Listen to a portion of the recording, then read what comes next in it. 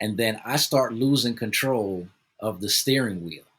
And now I am essing as I'm getting to the heart of the curve where ideally I'm supposed to slow down so that I can turn safely.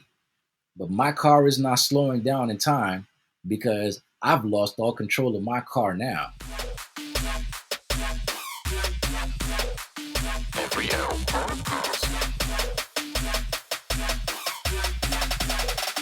Every L podcast. Welcome, ladies and gentlemen. I'm your host, Matt Brown, and you're listening to the Every L podcast. Each episode, we'll have a different guest come on and talk about when life hands you an L, is it really a loss or is it something else?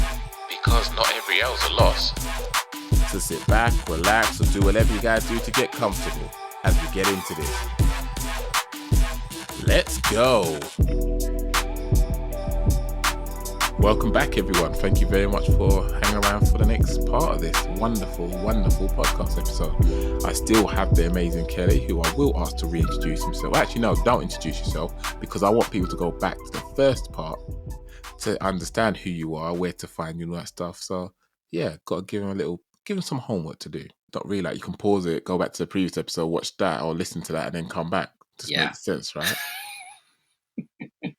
So, for those of you that don't know, Every L podcast is just that you know that not every L is a loss, and we're here to talk about your right now is not necessarily going to be your forever. It's to highlight people's stories of things that's happened in their past and sort of discuss how they felt, where their head was at, what support they had or didn't have around them, and what the turning point was, and how things are somewhat better now that we're out the other side of it. So, Kelly's already shared with us on the previous episode one of his L's, which was really worth a listen. This one, I'm intrigued because, again, I don't know anything other than what he sent me. And he says, the L of my first car. So I'm going to ask him the question, what happened? What's going on with your first car? So this is kind of a continuation of our previous conversation, right? If you recall, I shared with you that after all of that had happened, I needed to get out of Philadelphia. And so at that time period, I wish I was making this up, bro. A Tuesday, I knelt down and I said, Lord, I need to get out of Philly for my safety and the safety of everybody else. So I need you to give me a car. And I'm not one of those people who thinks that, whatever you ask the big man upstairs, he's going to give it to you like he's an ATM machine or whatever the case is. But in this instance, I think this is the way that I think about it. The big man upstairs saw that I needed to get out and he agreed. And he was like, you know what, bro, I got you. So that was on a Tuesday.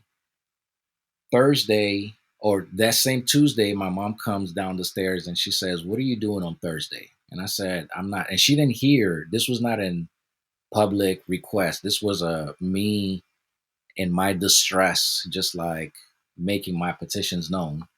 And then my mom comes down the stairs and she says, what are you doing this Thursday?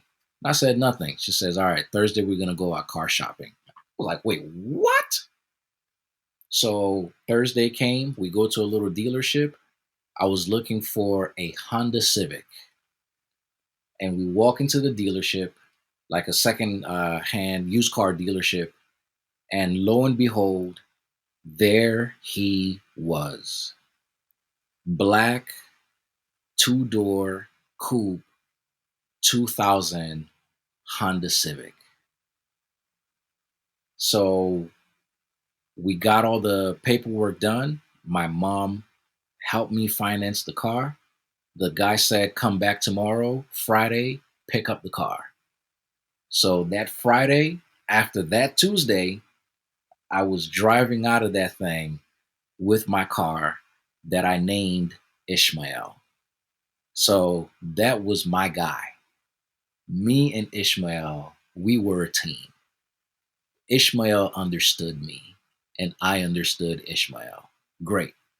So why is all of this relevant? All of this is relevant because, again, after all of that had happened, That was the vehicle, literally and figuratively, that helped me get out of Philadelphia to be able to find some clarity, to be able to put some physical distance between me and my very turbulent circumstance. Okay, so fast forward, a lot of stuff happened in Michigan.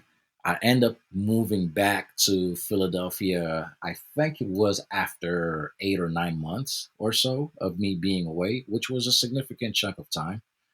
And I come back to Philly.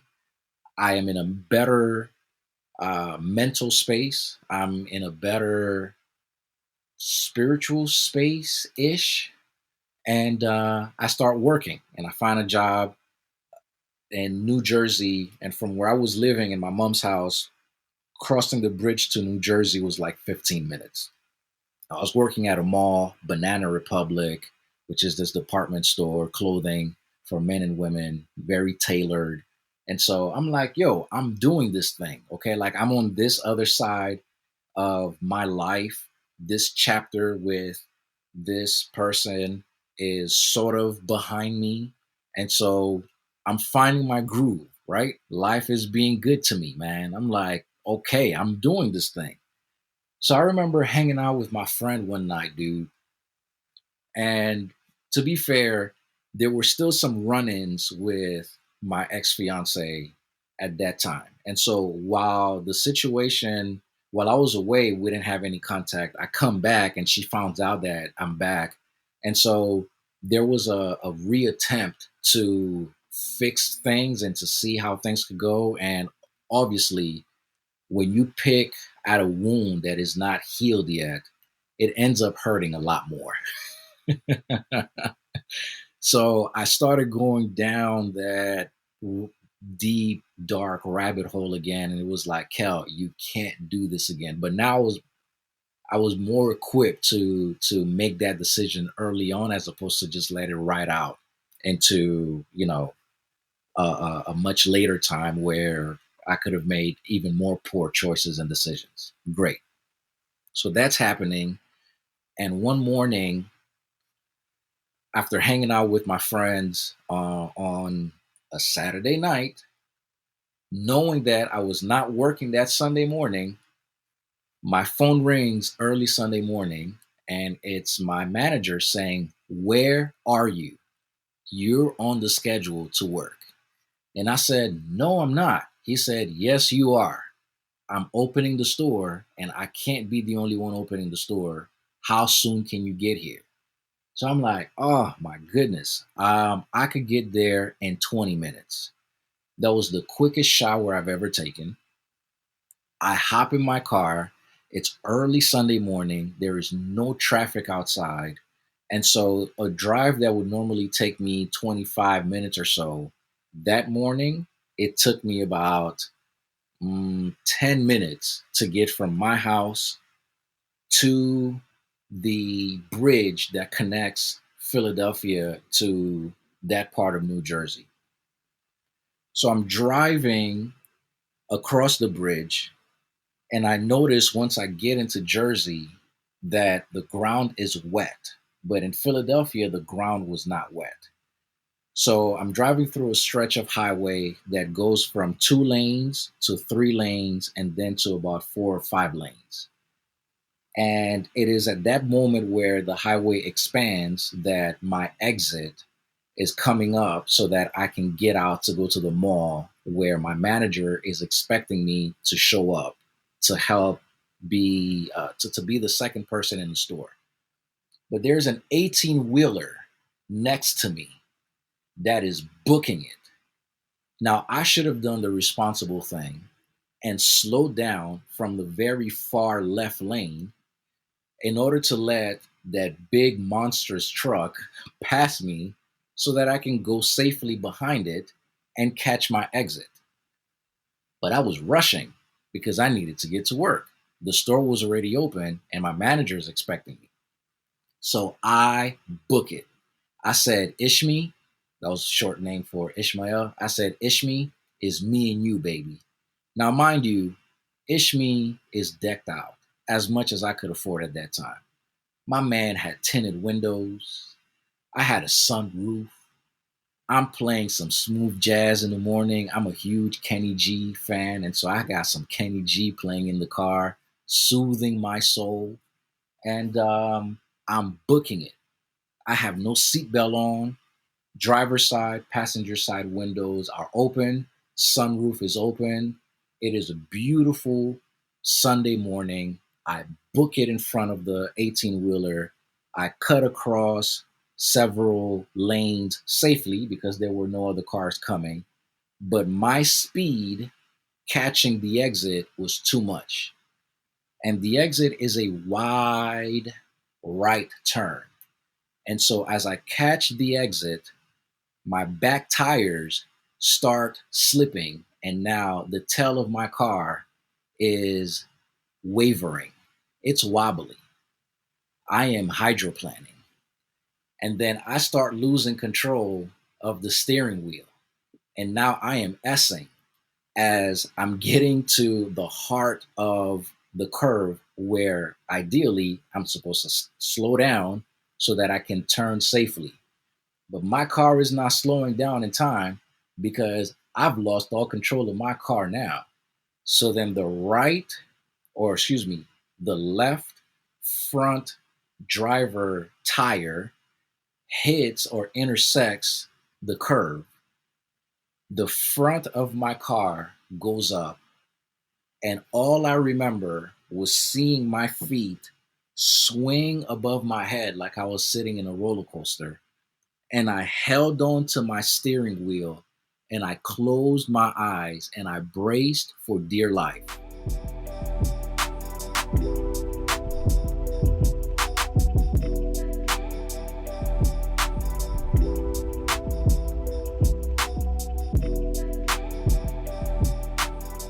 And the car just hit something and it began to flip. The car must have done 5 or 6 flips and it lands upside down, 4 wheels up in the air. Everything that was in the car, my cell phone, my CDs, documents, crap that I had in the back seat, everything flew out of the car except for your boy. When the car stopped moving, I opened my eyes, I let go of the steering wheel, I did a quick check in with myself. Nothing was hurting. I was not in pain. There was no bleeding, no airbags deployed. And I looked straight ahead, and the passenger front window was wide open. There was some shards of glass on the floor. I hear a hiss outside. I hear people outside mumbling and talking. The cars behind me had stopped, and everyone is sort of going really slowly. Another car had pulled over to the other side of the road. And I make my way out by crawling through all of that debris. I crawl out of the side window. I come out. I see the wreck that I just emerged from. And people behind me, are you okay? Are you okay? And I'm just leaning up against the car like I'm about to take a selfie. And so the guy who had pulled over behind me was a off-duty firefighter, and he says, "Move away from the car because it might, there might be some fuel leaking and the car might explode or whatever." So he takes me to the other side of the road. He sits me down, and I'm looking at the wreck, and I'm just like, I survived that? So the guy's like, "Oh, buddy, you must be so upset about your car." And I'm like, "Homie, my car did what it was supposed to do. I'm alive." Yeah. Even though no airbags were deployed. No airbags were deployed. And I'm just looking at the wreck of my car. And I just felt so grateful that I was alive. And in that moment, life became very crystal clear to me. partly because of the adrenaline. But I think I really look back at that time now, bro, as a rebirth moment of sorts, without sounding, all spiritual and like new agey and all of that stuff. That was like that car served as a womb that I came out of in that moment, because the stars seemed to align for me in terms of the realization that, and I remember the thoughts that crossed my mind very clearly, dude. The first thought that crossed my mind was, Cal, you haven't told your sisters how much you love them in a while. You haven't asked for forgiveness to the people that you're supposed to ask for forgiveness. And you're still trying to recoup and invest in someone who does not who doesn't want anything to do with you anymore. Ironically, her number was the only phone number I was able to remember at that time. So when I got to the hospital and they were like, "Is there anyone we could call?" I was like, "Yeah." And I just started, like, I just recited her phone number by memory. And of course, they called and she picked up, and I don't know what she said to them. But now I don't have a way to get back home. I don't have a way to get to work.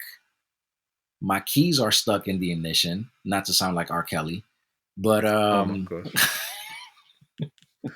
Oh gosh.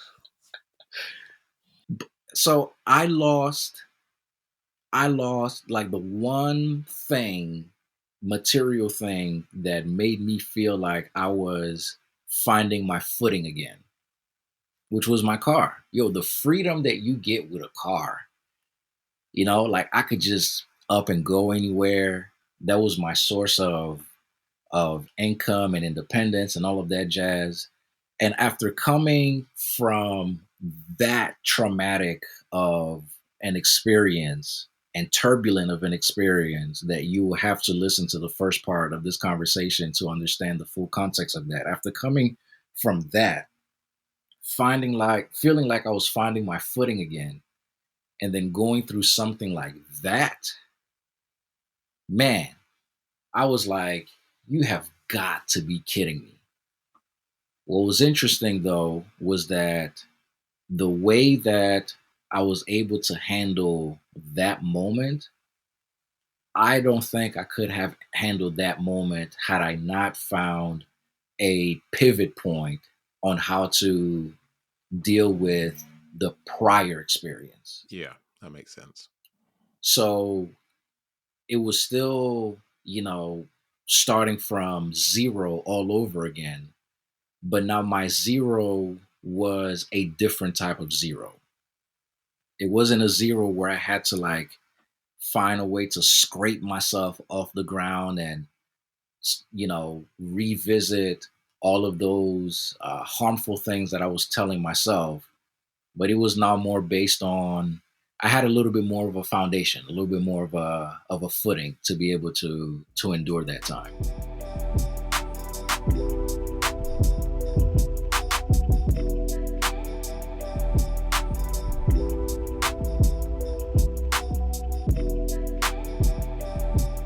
Out of curiosity, was you actually due to work on the Sunday then, or was it a mistake on your part? What happened there? Apparently, I was due to work on that Sunday. It's just oversight by you. So it was an oversight by me. And that Saturday night, I was like, I'm going to live it up with my homies. And I stayed over my friend's house, just acting stupid all night, thinking, I'm not working this Sunday. That's all right. No, I was just asking because I was thinking, gosh, could you imagine if you're the manager saying you're meant to be here with me and you weren't, and that happened? I'd be like, oh my gosh, I feel sick. Like Yeah. I would feel absolutely disgusted with myself. No, that I'm happy that you're okay and nothing was broken or Not anything a like bone that. in my body, bro. I do agree with you about the car did its job because I like speed and I like the idea of a motorcycle because you can just weave in and out of traffic. But I don't like the fact that if someone hits me, You're No. flying like Superman. No. No. And that's the part that kind of gets me. It's like, I'm good, thank you. Yeah, I'll sit in the traffic for a little bit longer if I have to. At least I know if absolutely. anyone hits me, I'm all right for the most part. Yeah, But I just, yeah, obviously, when you brace for impact, what was this? What can you remember of that time? What was going through your head? Was there any sense of regret? yeah.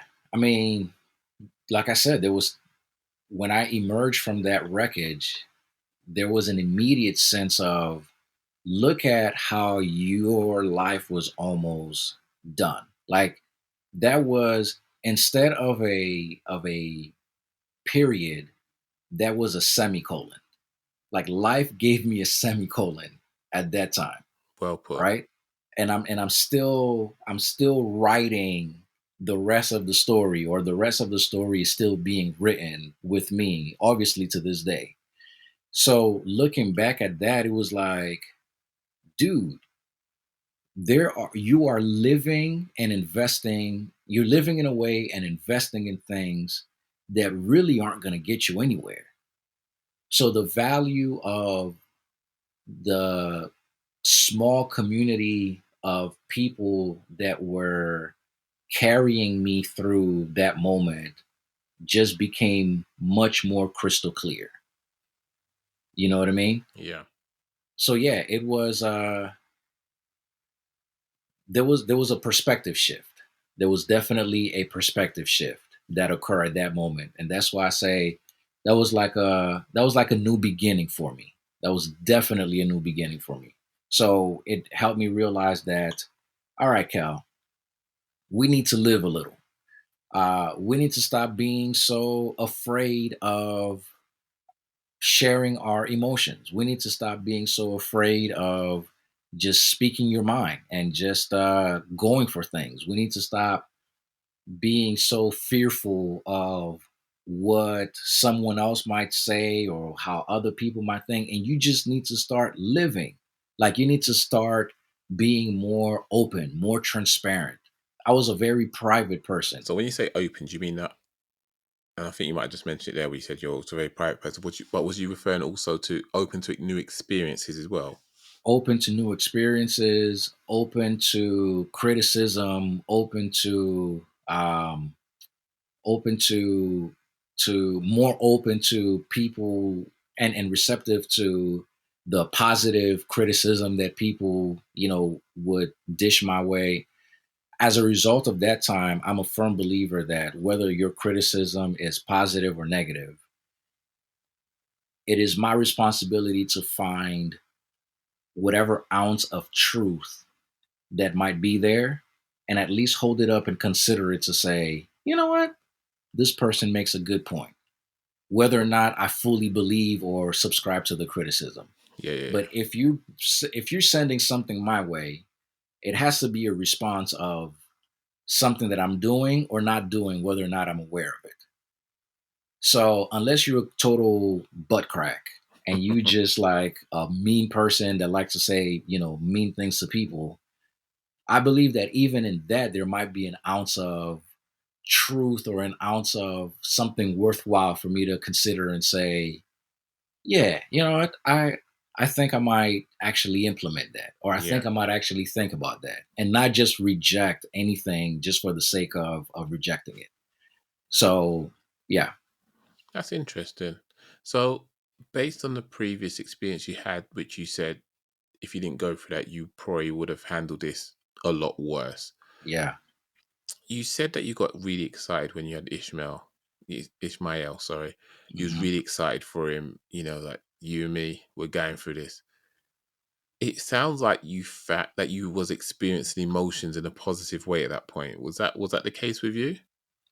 yeah, because everything that had gone wrong, and for me to actually get this thing go right, Yeah. um, it was such a good feeling. It was very good. I mean, around that time, I think, not even I think, I know I was depressed. My depression was so severe that I was just wasting away on my mom's sofa. And I can't confirm for sure whether or not this was said, but I think I heard through the grapevines that my mom feeling so frustrated about how she was seeing me, her frustration came out in saying to someone that she just felt like I was just wasting away and how much of a disappointment I was to her, which I don't hold against her, not because she's my mom, but neither of us had any way to, or any knowledge, any helpful knowledge or tools to know how to handle that situation. Because I know what she said came from a place of seeing her son be so hurt and her feeling helpless that she couldn't do anything to help me out. So I understand that now. You know what I mean? So I've never held that against her. Um, but just sort of being in that mode, in that phase. And then, bro, Tuesday, I asked the big man upstairs for a car. And Thursday, I got the car. And Friday, you're Like, driving the car. and Friday, I'm driving the car. Like, that was pretty sweet, man. Boy. That was pretty sweet. But that's good though, because I know that from my personal experience of depression, I just felt numb for a good portion of the time. Oh, yeah. And I think it's just because where I was in so much pain, the questions I was asking, I couldn't get an answer when I asked people, when I, mustered the strength to ask people the questions and they just gave me radio silence or just fobbed me off. It just further put me in a bad place that I just, like when you're cold and you start shivering, they say if you shiver, you're making it worse. That's Yeah. what it felt like, where Yeah.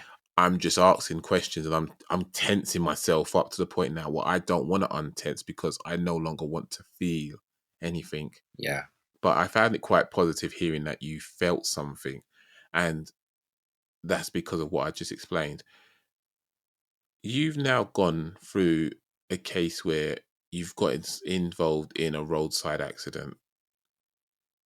You're, you said that you thought about how you haven't told your sisters that you loved them recently.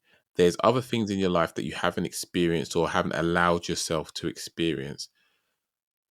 Was that then the turning point for you in this that helped you to understand that you want to live the life you deserve to live? Yes.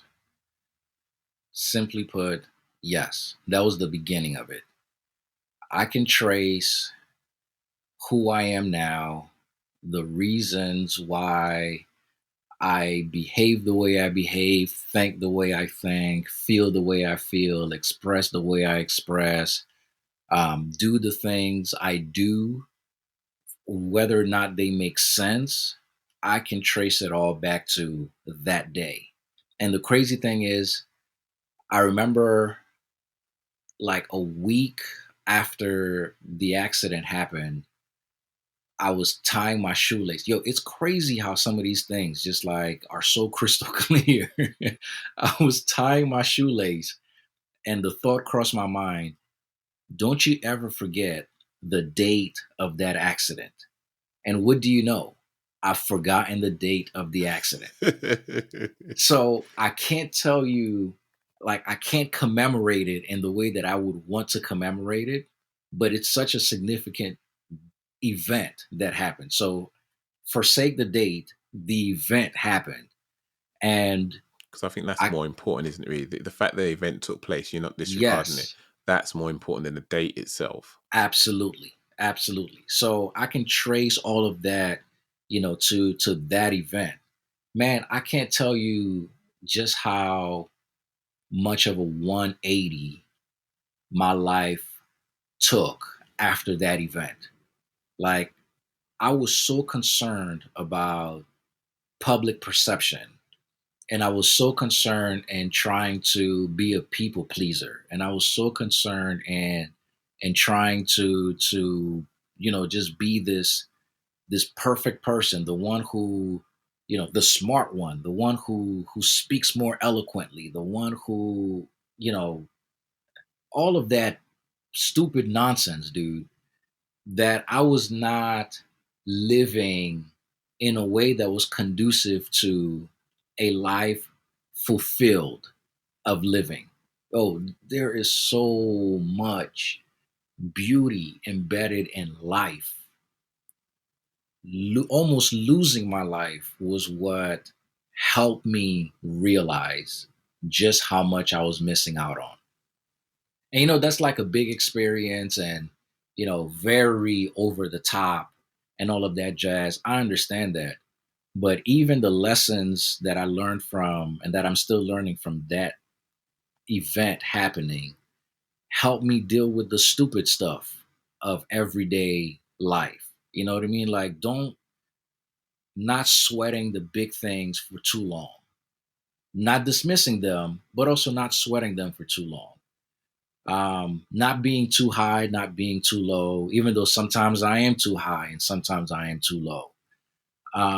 But it's all of that is within the frame of my life began 1985, and assuming that I live, I don't know, up until 108 years old, let's say, on my tombstone is going to be my date of birth and my date of death. And in between is going to be a really short hyphen. And that will be the totality of my life. A really short hyphen. Even though if I live to 100 and something years old, It's that small hyphen. a really short hyphen. So, in the grand scheme of things, that is all I got. That's one way of putting it. Never thought of it that way, to be fair. That is all I got. So why not do stupid things? Why not, be outgoing and vibrant and share and learn and share some more and grow and think and experiment and connect and do all of those things. Like, why not do those things? Bro, money, career, all of those things are amazing. They're absolutely important. They're not more important than connections. They're not more important than growing in knowledge and wisdom and understanding. And they're definitely not more important than sharing that knowledge and wisdom and understanding to help somebody else. None of those things outdo, surpass, are more valuable than the opportunity that I have as a member of the world society to look out and see someone who is going through something similar to what I'm going through or what I've gone through, and to share freely of what I have to say, hey, bro, you're not going through this by yourself. Even if I have to sit quietly with you with my hand on your shoulder, and that's all it takes. Oh, nothing beats that, bro. Nothing beats that.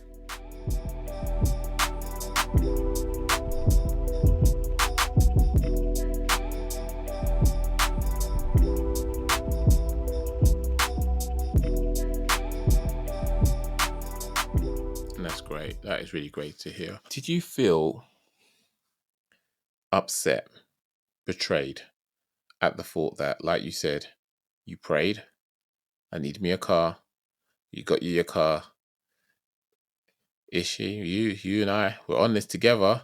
Yeah, man. What happened?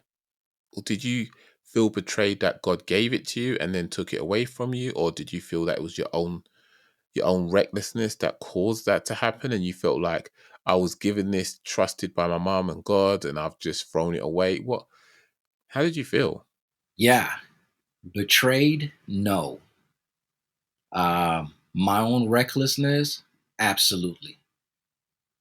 What I felt more so was a sense of gratitude that I was still alive. Yeah. The car was secondary, Yeah. even though now I had to catch the bus. And then I got a bike. And then I got pulled over on a bike, which is such a weird thing to get pulled over on not a motorcycle, a bicycle on my way to work. That's a different story. Yeah. So those were like uh, moments of, dude, you had a car. Like, had you just slowed down, let that stupid 18 wheeler pass, you wouldn't be getting pulled over on a bicycle right now.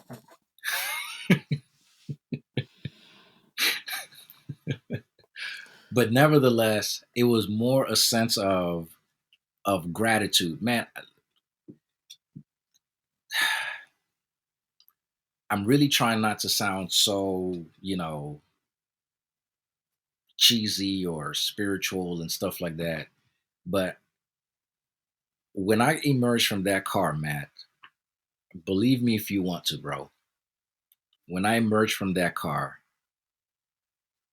I was overwhelmed by with a sense that my life will be chaotic. Like that was just understood. At that Yeah. moment for me, that was just understood. I will experience moments of chaos in my life. I got that. What was also crystal clear to me was that the same way through means that I can't even begin to describe to you, some way, somehow, whether you want to call it God, whether you want to call it the universe, whether you want to call it whatever you want to call it. I know what I call it, but that's for me to know. However, someone wants to describe that. Yeah. I made it out of that wreck alive. Fast forward a couple of weeks after the accident happened, my younger sister, and I, we drove to the site of the accident to see if I could recoup any of the stuff that I had lost from the car. And I found some of my CD covers, but the CDs were all scratched up and all of that stuff. And my Right. sister and I stood at that spot and we cried together because she was like, I could have lost you here. And I'm like, I regained my life here. Yeah. You know what I mean? Yeah. So we're crying for like two different reasons. So I go to the junkyard where my car was towed to, and now my car was sitting upright on four tires. And I'm examining my car and I'm looking, and then I stop and I'm standing in front of my car. Right where I was sitting, there was an indentation on the frame of the car that came inward towards my face. Wow. Bro, had I had my seatbelt on, that thing would have came straight towards my forehead. Wow. Like when I saw that, I was like, that's how close my life was to being over. Yeah. So coming out of that wreck, I was like I said, it was crystal clear to me. This was like the symbolism of that was, Cal, there will be moments in your life where you will feel like that car. Like this scene right here, there will be moments like that in your life. Yeah. What's also true is from those moments, you will emerge out of them just like you emerge from that wreckage. So, my approach to life to this day is by leaning into the symbolism of what happened that day. There was a wreck and my car was turned upside down. Yeah. My life will be turned upside down. I get it. That's a given. We're not going to be surprised by it. We're going to experience all of the stuff, but that's a given. Fundamentally, I've accepted that. Yeah. I've also fundamentally accepted that some way, somehow, I will come out of whatever that situation and circumstance is, not by my own doing, because I didn't do a damn thing to get out of that car, Yeah. but the powers that be, however people want to call it, again, I know what I call it. And until until the day where that tombstone goes up on my grave site, that's that's my framework for living. I think that's really powerful. And I think you've clearly explained how you perceived that moment, how your mindset shifted from what it was to what it is now, how you regained your life, your purpose, your resolve to continue to experience, to embrace the fact that life's going to have its ups, going to have its low points. And you can even, sometimes you're going to look like your car, sometimes you're not going to look like your car, but it's all good anyway, as long as you're still able to still experience these things and live life. And that's something that it is unfortunate. Sometimes we have to get that close to the edge for us to appreciate that we've been either too cautious or not experiencing all that life has to offer. As a good friend of mine will say, and I think I've mentioned this before in a podcast, he's got a mantra where it's a matter of live full, die empty. And it took me a while to process that. Hmm. But as much as it hurts me to think about dying because I love my family, I'm leaving it all out here. Yeah, yeah, Why am I holding it on to? So when I cross over to whatever the other side looks like, we don't know. yeah, yeah. But what am I saving it for? Boy, let me just let it out now and leave it. But it's hard sometimes because we go through some stuff and we hold on to it, and it can be detrimental to us. But life in some ways can be hard, can be brutal. There is a saying that says, I've never met a strong person with an easy pass. And Hmm. also, if you go to the gym, the weights don't necessarily get lighter, but you get stronger. Absolutely. So the more things life toss your way, don't get it wrong, don't take everything on, but know that sometimes you can get stronger because of the situation you find yourself in. But do not underestimate yourself. Do not undervalue yourself. If you feel that way, that's fine. Explore those feelings. That's healthy. What what would you call that? It's not an L. What is that? Part of the process. Part of the process of living. Um, to me, that's now on the other side of it, and far removed from that experience, and seeing sort of the fruits of that event happening and handling it in the best way that I could handle it. That's just part of living. That's that's part of living.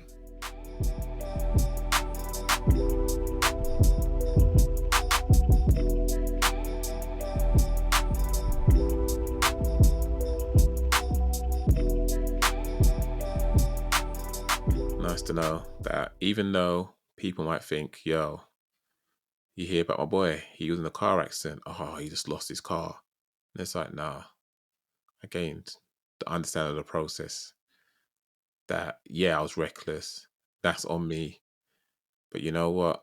I'm now able to experience life. I've gone through a whole bunch of crap prior to this. Check the previous episode.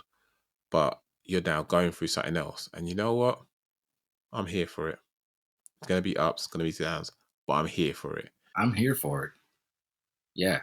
Like that's to me that's the for someone like me, that is what that is the motor that keeps churning, right? It's the moment I accepted that life would be like that car, and that I will experience moments of flipping upside down, and the impact and the rolling and the debris and all of that stuff. I will also experience moments of crawling through all of that, which symbolizes figuring out how to get out of that. I will experience moments of emerging from that. I will experience moments of clarity. I'll experience moments of confusion and fuzziness, and everything else in between. Man, welcome to life, bro. 100%. Welcome to life. And if there's one thing that I do want to highlight, it's so much easier to talk about and to come up with these conclusions being so far removed from that experience. Yeah. Again, I want to say when I was going through it, it was not so easy. It was impossible, nearly impossible for me to have this perspective.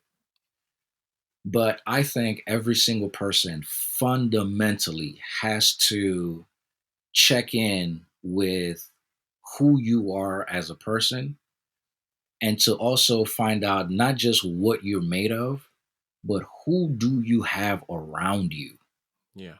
to help you endure in those moments when you can't pick yourself up. Here in the US, we have this saying, pick yourself up by your bootstrap. Yeah. Allow me to say, that is the biggest pile of horse crap that someone could ever say. We live in a society where individualism is idolized. And let me say, that is such a big pile of, what did I just say? Horse crap? This Yeah. is cow crap. Okay. There is no me without you. Yeah. I don't know that I'm a me unless you're there. Yeah. So it takes a village, man. It takes a community. We're all part of a community. Yeah. No one just drops out of thin air into existence. We are born into a community. So to buy into this concept of absolute almost individualism is so stupid to me. Yeah. So in those moments, if you have one, two, three people who are able to shoulder you and or lend you a shoulder and carry you through those moments where you just don't want to pick yourself up, bro. Yeah. Yo, you have absolutely everything you need in those two, three people. You know what I mean? Like to me, that is worth saying. And we all have those people, whether they're for a season, whether they're, forever, whatever it is. There's always one, two, three people out of the hordes of people that we know that could always make themselves available to help carry you through some of the most difficult times of your life. And identifying who these people are and leaning into those people, man, listen, that right there, that is the nectar of life, my friend. And I think that was very well said. I think a lot of us in that moment struggle to see the woods for the trees. It's very important. I honestly think that more conversation need to be had around that to understand that yes, you might have a number of people around you, but you can be lonely amongst a crowd. 100%. And if you do feel that way, you're not alone. I need to ask you though, sir, do you wear a seatbelt now? Yes, I do. Are you advocate of seatbelts? Yes, I am. Glad to hear. Um, Although I tell people if I had a seatbelt on, I would have probably died. yeah, But it's all relative. it is indeed. Everything happens at different times for different reasons, so we're all good. But please do wear your seatbelts. Please do. Please, Yeah. please, please do. And slow down instead of passing an 18-wheeler full speed. Just pick the safest option, people. Yeah. Just do this right thing. Otherwise, Yes. you'll be in a push bike and then still get pulled over like some people. Yes. Yeah. That is definitely a story for another day. Yeah. Right, sir. So, where can the lovely folks find you? You lovely folks can find me on Instagram at Welcome to Fatherhood Pod. You can find the Welcome to Fatherhood podcast on any and all podcasting platforms. I am not on YouTube. You can check out my Facebook page and you can join my Facebook group by searching Welcome to Fatherhood Podcast. Much appreciated. So, people, go have a check out. If you are into fatherhood stuff, or you know someone that is a father and like to know about it, or someone that's thinking about becoming a father, hit it up. It's very valuable, very rich in content, and I think you'll just enjoy it. Kelly's very eloquent, very knowledgeable in what he does, and he communicates very well with his guests and gets some real raw and interesting conversations out of them. So yeah, definitely jump over there. Kelly, thank you very much for once again allowing me to have some of your time. Can't say how much I appreciate having you on. And yeah, I think I'm lost for words now. But thank you very much, sir. Have a fantastic evening. And to everyone that's listening, thank you very much for your time, your attention. Please rate, review, follow the podcast. You can find us on Apple Podcasts, Spotify, and everywhere else, because I even had to download an app to find that I was on a podcast platform I didn't know existed. I'll take it.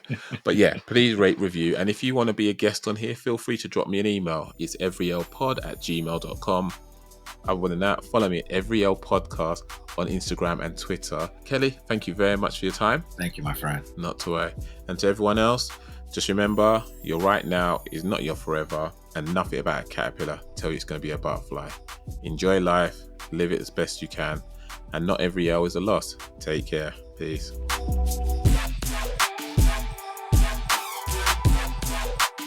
Every L podcast. Every L podcast. Every L podcast. Every L podcast.